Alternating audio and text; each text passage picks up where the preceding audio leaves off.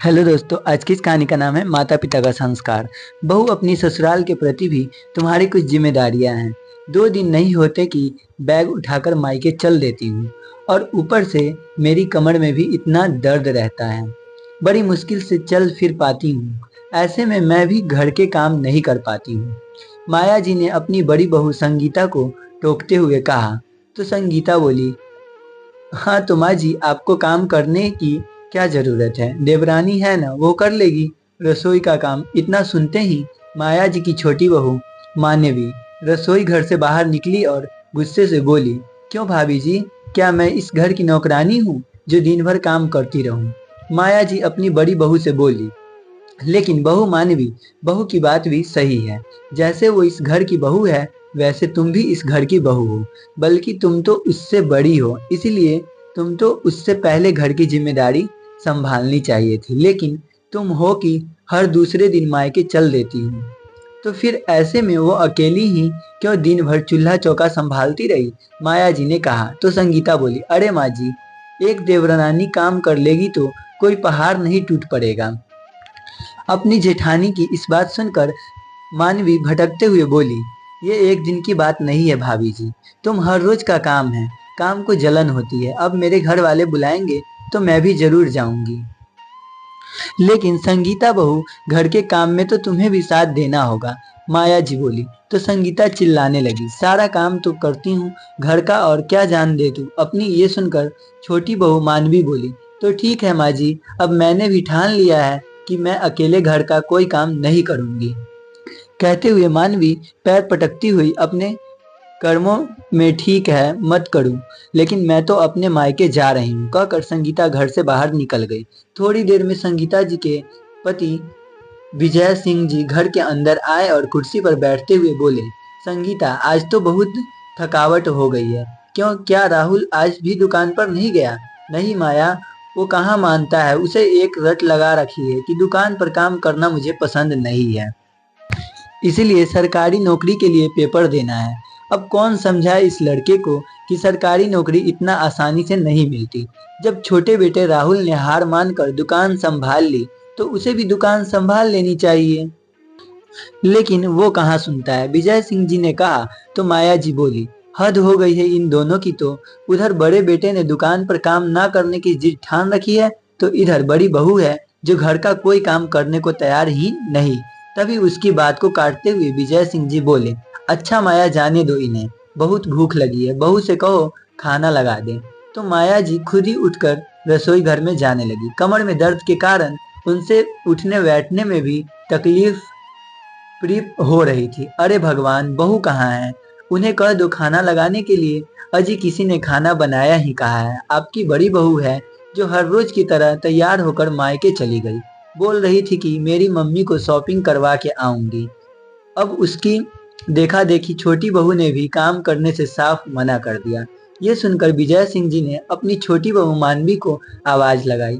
मानवी बाहर आई तो विजय सिंह जी बोले, बहू, ये मैं क्या सुन रहा हूँ? तुमने खाना बनाने से इनकार कर दिया है। बड़ी बहू तो हमेशा से ही किसी की नहीं मानती है। लेकिन तुम तो समझदार हो बेटी, तुम तो समझदारी से काम लेना चाहिए। तो आप ही बताइए बाबूजी, ये सब कितने दिनों तक चलेगा? सारा दिन मैं ही क्यों रसोई घर में पीटती रहूं? भाभी जी के हाथों में क्या मेहंदी लगी है? और तो और दुकान पर भी दिन भर मेरे पति काम करते रहते हैं और मेहनत करके घर चलाते हैं। क्यों, जेठ जी का फर्ज बनता है क्या कि वो घर के बड़े बेटे हैं, तो उन्हें तो घर की जिम्मेदारी पहले संभालनी चाहिए। फिर हम दोनों पति पत्नी ही क्यों नौकरों की तरह काम में जुटे रही? बात तो तुम्हारी ठीक है बहू, मैं इस बारे में उन दोनों से बात करूंगा, लेकिन फिर हाल तो खाना पकाओ, मुझे भी भूख लगी है और दुकान पर महेश के लिए भी टिफिन लेकर जाना ही है। विजय सिंह जी ने कहा। तो मानवी सपाट शब्दों में बोली, ठीक है बाबूजी, आज तो मैं खाना बना देती हूँ, लेकिन आगे से अगर इस समस्या का कोई हल नहीं निकला तो मैं भी किसी काम में हाथ नहीं लगाऊंगी। इतना कहकर मानवी पैर पटकती हुई रसोई घर में खाना बनाने चली गई। छोटी बहू ये देवर देखकर विजय सिंह जी और माया जी हैरान रह गई, परंतु अब विजय सिंह जी को चुप रहना उचित नहीं लगा। शाम होने तक उनकी बड़ी बहू संगीता भी घर आ चुकी थी और दोनों बेटे भी घर आ गए थे। तभी विजय सिंह जी, तुम्हें बहुत पहले संभाल लेना चाहिए थी। उसे वक्त रहते हुए संभाल लो बेटा। अब तुम्हें ही अपनी जिम्मेदारी समझनी चाहिए। क्या मतलब पिताजी? मेरा मतलब यह है कि तेरा छोटा भाई आखिर कब तक घर चलाएगा? मैं सोच रहा हूँ कि अब बंटवारा करने से समस्या का हल हो जाएगा। मुझे तो लगता है कि अगर घर के सभी लोग अपनी अपनी ड्यूटी समझी और मिलजुल कर काम करी तो सब सब कुछ ठीक हो जाएगा। तभी पास बैठी माया जी बोली, अरे बेटा, अगर सभी लोग अपनी जिम्मेदारी समझती तो कोई परेशानी ही नहीं थी। लेकिन इस घर में तो हर कोई अपनी मर्जी का मालिक है। और फिर तू भी कब तक छोटा होकर अपने बड़े भाई के परिवार को पालता रहेगा? इतनी बात सुनते ही वही पास में खड़ी उनकी बड़ी बहू संगीता बोली, क्यों माँ जी, क्या कर दिया इसने हमारे लिए? हम तो अपना कमाते हैं और खाते हैं, फिर भी दिन भर ताने सुनते हैं। मैं तो कहती हूँ करी दो घर का बंटवारा, रोज रोज के कल्लत से तो छुटकारा मिलेगा। तभी छोटी बहू मानवी गुस्से से बोली, हाँ हाँ, मुझे सब पता है। तुम तो यही सोचकर घर का बंटवारा कराने को तैयार हो कि तुम्हें माँ बाबूजी की जिम्मेदारी ना उठानी पड़े और उनका सारा बोझ मैं ही उठाऊं। लेकिन अब मैंने भी तैयार कर लिया है कि मैं उनका कोई काम नहीं करने वाली। तभी राहुल गुस्से से, माँ जी, बाबूजी मेरे साथ रहेंगे, आखिर मेरा भी कुछ फर्ज बनता है। इतना कहकर वो अपने कमरे में चला गया। तभी उसकी पत्नी संगीता उसके पीछे पीछे पैर पटकती हुई कमरे में आई और गुस्से से बोली, मेरी एक बात कान खोलकर सुन लो। मैं आपके बाबूजी को अपने साथ हरगिज नहीं रखूंगी। देखो संगीता, वो मेरे माता पिता हैं जिन्होंने मुझे जन्म दिया है। तो क्या बुढ़ापे में मैं उन्हें यूं छोड़ दूंगा? वो सब मैं नहीं जानती। मैं तो सिर्फ तुम्हारे साथ रह सकती हूँ। बाकी इस घर का कोई रहे या ना रहे, कोई मरे या जिए, मुझे किसी से कोई मतलब नहीं है। संगीता, तुम अपनी हद पार कर रही हो। अब इस बारे में कोई और वैसे नहीं होगी। मेरी बात तुम्हें माननी होगी। जी नहीं, मैं भी कह चुकी हूँ कि तुम्हारे माँ बाप के साथ एक पल भी नहीं रहूंगी। इतनी बात सुनते ही राहुल ने संगीता के मुंह पर एक तार तमाचा रसीद कर दिया। गाल पकड़े तमाचे से संगीता हैरान रह गई और फिर आग उलझती नजरों से अपने पति की ओर देखते हुए बोली, अपने माँ बाप के लिए आज तुमने मुझ पर हाथ उठा दिया। ये तुमने अच्छा नहीं किया। अब तो मैं तुम्हें देख लूंगी। करीब 1 घंटे के बाद संगीता अपने मायके पहुंच गई। माँ बाबूजी रोते हुए संगीता ने आवाज लगाई तो उसके माता पिता कमरे से बाहर निकलकर आए तो देखा तो आंगन में खड़ी उनकी बेटी रो रही थी। अरे संगीता बेटी, तू इस वक्त यहाँ, सब कुछ ठीक तो है ना? उसकी माँ ने पूछा तो संगीता बोली, कुछ ठीक नहीं है माँ।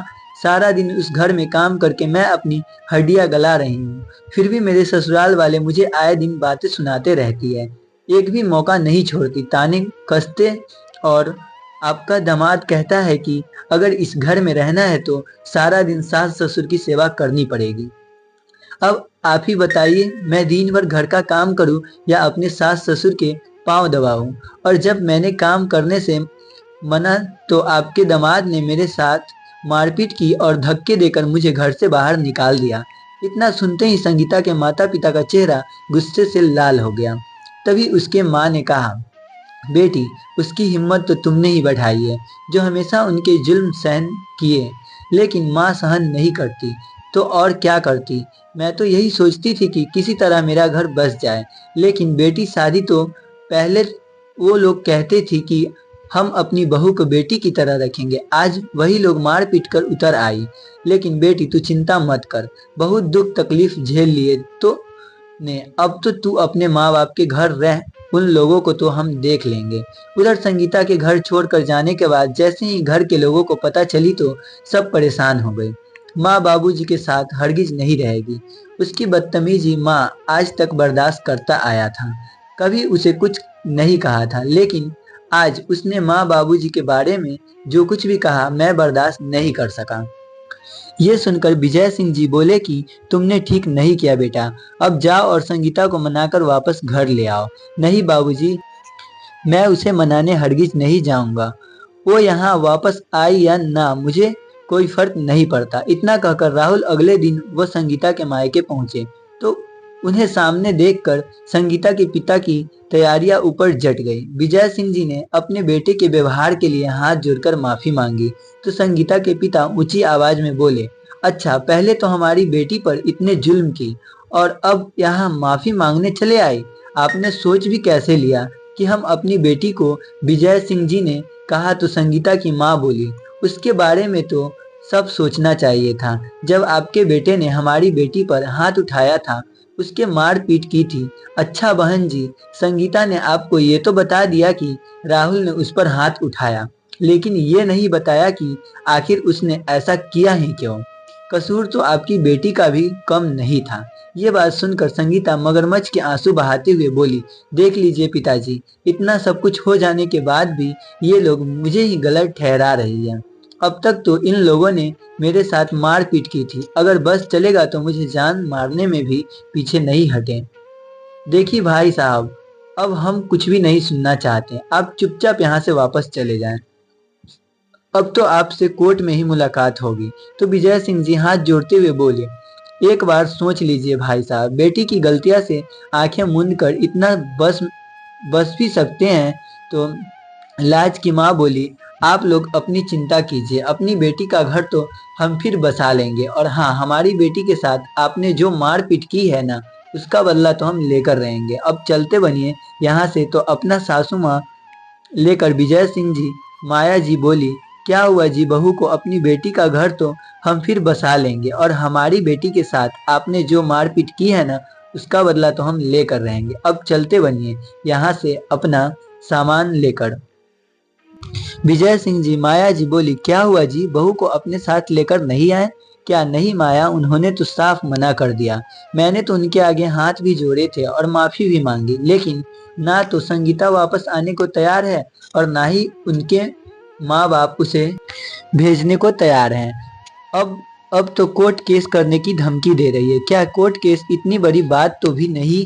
फिर माया जी अपने बेटे राहुल की ओर देखते हुए बोली, बेटा, अब तुझे ही उसे मनाकर लाना होगा। माँ, इतनी चिंता करने की कोई जरूरत नहीं है। संगीता को उसके मायके में ही रहने दो। जो मेरे माँ बाप को नहीं अपना सकती, मुझे ऐसी पत्नी की कोई जरूरत नहीं है। और जहाँ तक रही केस करने की बात, तो उन्हें जो करना है वो करने दो। देख बेटा, इसी करनी भी भौजाई उसे सुलझाने में ही समझदारी है। अरे माँ, बात तो बढ़ ही चुकी है, अब जो होगा देखा जाएगा। कहते वो राहुल वहां से उठकर चला गया। अब एक दिन ही बीता होगा। दोपहर को जब राहुल दुकान से घर खाना खाने के लिए आया तो अपनी माँ कमरों से चलकर अपने कमरे में गया और ऊंची आवाज में अपनी पत्नी मानवी से बोला, मानवी, अब माँ बाबूजी के 2 जोड़ी कपड़े धोने का काम भी तुम्हें भारी लगने लगा है। तो मानवी भी चिल्लाते हुए बोली, अच्छा, तो मैं कब तक अकेले घर का सारा काम करती रहूं? आपको मालूम भी है दिन भर घर में कितना काम होता है। वो महारानी जो ठाठ से मायके जाकर बैठ गई है, मैं अकेली क्यों घर में काम में पीछती रहूं? देखो मानवी, ये ठीक नहीं कर रही हो। राहुल ने गुस्से से कहा तो मानवी चिल्लाते हुए बोली, मुझे पता है क्या ठीक है और क्या गलत है। अब से मैं सिर्फ अपना ही काम करूंगी, ना तो किसी और के लिए खाना बनाऊंगी और ना ही बाकी को कोई काम करूंगी। ऐसा कहकर वो पैर पटकते हुए रसोई घर में चली गई। हद संगीता के मायके में उसके पिता उसके पास और बोली, बेटी, राहुल का कोई फोन आया क्या? नहीं पिताजी, वो वो क्यों फोन करेंगे, मुसीबत के असली जड़ तो वही है। कोई बात नहीं बेटी, तू चिंता मत कर, मैं अभी अभी वकील से मिलकर आ रहा हूँ। तेरे ससुराल वालों पर दहेज का केस डाल दिया है। लेकिन पिताजी, दहेज की तो कोई बात ही नहीं हुई थी। अरे बेटी, ये तो हमें पता है कि हमने झूठा आरोप लगाया है, लेकिन वकील का कहना है कि अपना केस मजबूत बनाने के लिए ये सब हरकतें तो अपनाने ही पड़ेंगे। दहेज का मुद्दा जरूरी था। अब तुम देखना कैसे मैं उन्हें दिन में तारे दिखाता हूँ। तेरे पैर में गिरकर तुझसे माफी मांगे। ये सुनकर संगीता की माँ बोली, बिल्कुल ठीक किया जी, आपने उन्हें भी तो पता चले कि किसी की बेटी को सताने का क्या अंजाम होता है। जेल में चक्की पीसनी कड़मे से बाहर आ गई। इधर संगीता के ससुराल में उसकी देवरानी मानवी भी अपना खाना अलग पकाने लगी, लेकिन राहुल को यह सब बिल्कुल अच्छा नहीं लग रहा था। अगले दिन रविवार था तो राहुल गुमसुम सा बिस्तर पर लेटा हुआ था। उसके दिमाग में वह लेकिन आपने कभी तक नाश्ता भी नहीं किया है और रात को भी अपना बिना खाना खाए ही सो गए थे। मैं नाश्ता लेकर आती हूँ, उठकर खा लीजिए। तो राहुल बोला, खाना मैं तो तभी खाऊंगा जब मेरे साथ तू माँ और बाबूजी को भी खाना परोसो। वो मंदिर से वापस लौटते ही होंगे, तुम उनका नाश्ता भी बना दो। तो मानवी गुस्से में बोली, अच्छा तो आप अभी तक उसी बात को लेकर बैठी है, लेकिन मेरी भी जिद है कि मैं अब उनका खाना नहीं बनाऊंगी तो नहीं बनाऊंगी। ठीक है, फिर मैं भी खाना नहीं खाऊंगा। राहुल ने कहा तो मानवी बोली, ठीक है, फिर आपने भूखे ही बैठे रहो, तो तुमसे खाना मांगा भी किसने किसने था। चली जाओ यहाँ से, मुझे अकेले छोड़ दो। राहुल ऊंची आवाज में बोला। तो मानवी आग बबूला होते हुए बोली, अगर तुम्हारा यही हाल रहा तो मैं भी संगीता भाभी को तेरे अपने मायके चली जाऊंगी। तो जाओ ना, तुम्हें रोका किसने है। राहुल का इतना कहना हुआ कि मानवी भी गुस्से में जाकर अपना बैग पैक करने लगी और थोड़ी देर में अपना बैग उठाकर महेश के पास आकर बोली, मैं जा रही हूँ, लेकिन एक बात कान खोलकर सुन लो, अगर मैं एक बार चली गई तो फिर वापस कभी नहीं आऊंगी। उसके बाद अपने माँ बाप के साथ ही रहना, इतना कहकर वह भी अपने मायके चली गई। लेकिन जब मायके पहुंची तो उसे अचानक अपने घर में देखकर मानवी के पिता थोड़े हैरान रह गई। और बिटिया, तुम अचानक यहाँ, ना कोई फोन और ना कोई खबर, फोन करने का समय ही कहाँ था पिताजी। क्यों बेटी, क्या हुआ, सब ठीक तो है ना। कुछ ठीक नहीं है। एक तरफ तो मेरे सास ससुर है जिन्होंने मेरा जीना हराम कर रखा है, तो दूसरी ओर आपका दामाद है जो ढंग से बात तक भी नहीं करता। अब यहाँ ना आती तो क्या करती। इतना सुनते ही उसके पिता ने कहा, क्या इसका मतलब अपने ससुराल वाले से लड़ झगड़ कर यहाँ आई है, राजी खुशी से नहीं। हाँ पिताजी, लेकिन मेरे पास कोई और रास्ता भी नहीं था। मेरे जिठानी तो ससुराल की जिम्मेदारी से बचने के लिए अपने मायके जाकर बैठ गई है और काम का सारा बोझ उन लोगों ने मुझ पर डाल दिया। लेकिन अब मैंने भी ठान लिया कि मैं उस घर में सास ससुर की नौकरानी। सुनकर मानवी की माँ ने उसे डांटते हुए कहा, क्या सास ससुर के काम से बचने के लिए तुम यहाँ आकर बैठ गई हो। हमने तो तुझे ऐसे संस्कार नहीं दिए थे बेटी। लेकिन माँ, सास ससुर का क्या काम करने से बचने के लिए तुम यहाँ आकर बैठ गई हो। हमने तो तुम्हें ऐसे संस्कार नहीं दिए थे बेटी। लेकिन माँ, सास ससुर क्या सिर्फ मेरे ही, मेरी जिठानी की नहीं, तो मैं अकेले उनका बोझ क्यों उठाने। बेटी, ये सोच गलत है। घर के बड़े बुजुर्ग बोझ नहीं होते। सास ससुर की सेवा तो किस्मत वालों को मिलती है। और मुझे एक बात बता बेटी, 2 साल हो गए तेरे शादी को, क्या अभी आज तक तेरे सास ससुर ने तुझे डांटा है। अरे वो तो तुमसे ऊंची आवाज में बात तक भी नहीं करती। और दामाद जी भी तेरा पूरा ख्याल रखते हैं, हम लोगों का सम्मान करते हैं। तुझे याद है जब तेरे पिताजी को हार्ट अटैक आया था तो मेरे एक फोन करने पर वो तुरंत हमारी मदद के लिए पहुंच गए थे। हर मुश्किल घड़ी में वो हमारे साथ खड़े रहे हैं, कभी हमें बेटे की कमी महसूस नहीं होने दी। अब तू ही बता, अगर बदले में वो सिर्फ इतना चाहे कि उनके माँ बाप को अपने माँ बाप की तरह ख्याल रखे, तो इसमें क्या गलत है। लेकिन तुम की उम्मीदों पर भी खड़ा उतरना भी सीखो। अपने माता पिता की बात सुनकर मानवी की नजरें सर से झुक गई और बोली, मैं जानती हूँ माँ कि मुझसे बहुत बड़ी। लेकिन जब मानवी रोने लगी, उधर दोनों बहुए का हाल आकर बैठ गई और उन्हें परेशान देखकर बोली, क्या हुआ। अच्छा भला हंसता खेलता परिवार हुआ करता था, अब नहीं है। मैं तो सिर्फ उन्हें घर छोड़कर जाने की धमकी दे रही थी। जी सोच विचार में बैठे हुए थे, तभी माया जी ने उनके पास है। कुछ नहीं माया, बस यही सोच रहा हूँ कि कभी हमारा घर लग गई। हमारे आईने को बड़ी बहू का संभाव तो शुरू से ही थोड़ा रूखा, लेकिन छोटी बहू से मुझे ये उम्मीद नहीं था। तो माया जी बोली, सोचा था दोनों बेटे की शादियां हो जाएगी तो बहू घर की जिम्मेदारी संभाल लेगी और बुढ़ापे आराम से कटेगा। लेकिन किसे पता था कि बुढ़ापे में हमें भी ये दिन देखने पड़ेंगे। से झुक गई और बोली, मैं जानती हूँ माँ की तुझसे बहुत बड़ी गलती हो गई है। मैं तो सिर्फ उन्हें घर छोड़कर जाने की धमकी दे रही थी। जबकि जब मानवी रोने लगी, उधर दोनों बहू का हाल देखकर विजय सिंह जी सोच विचार में बैठे हुए थे। तभी माया जी उसके पास आकर बैठ गई और उन्हें परेशान देखकर बोली, क्या हुआ जी, क्या सोच रही है। कुछ नहीं कुछ नहीं माया, बस यही सोच रहा हूँ कि कभी हमारा अच्छा भला हंसता खेलता परिवार हुआ करता था, अब न जाने किसकी नजर लग गई। हमारे आसने को बड़ी बहू का संभाव तो शुरू से ही थोड़ा रूखा था, लेकिन छोटी बहू से मुझे ये उम्मीद नहीं थी।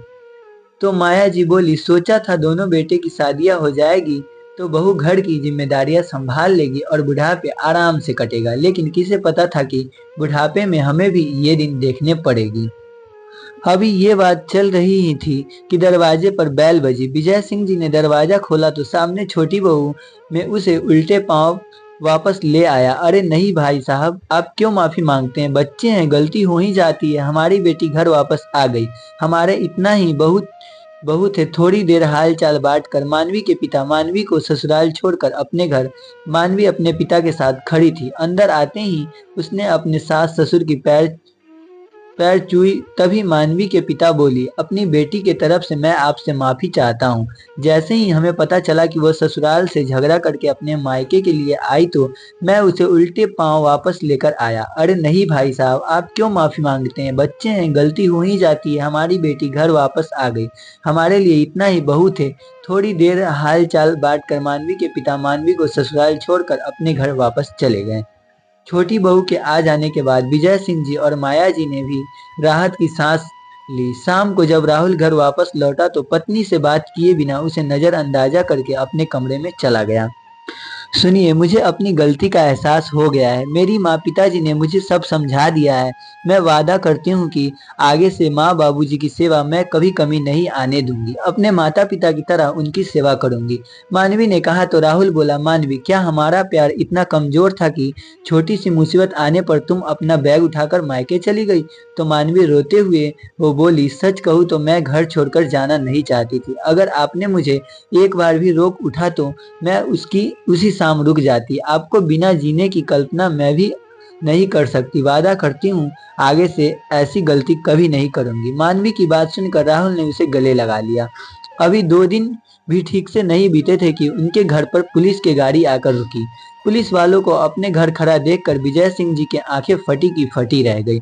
तभी एक पुलिस वाला बोला, आप लोगों के नाम पर कंप्लेन दर्ज करवाई गई है। क्या पुलिस कंप्लेन और हमारे नाम पर? हमने ऐसा क्या कर दिया है? विजय सिंह जी बोले तो पुलिस वाले ने कहा, एक तो आप अपनी बहू से दहेज मांगते हैं, ऊपर से उसके साथ मारपीट करते हैं। तंग होकर उसके पिता ने आपके खिलाफ शिकायत दर्ज करवा दी है। ऐसे कैसे दहेज मांगने का आरोप लगा दिया है? हमने तो कभी दहेज का नाम भी नहीं लिया। लेकिन आपकी बहू ने तो अपने पति और सास ससुर पर उसे मार पीट कर आपने घर से बाहर निकालने का आरोप लगाया। नहीं इंस्पेक्टर साहब, ये तो बिल्कुल झूठ है।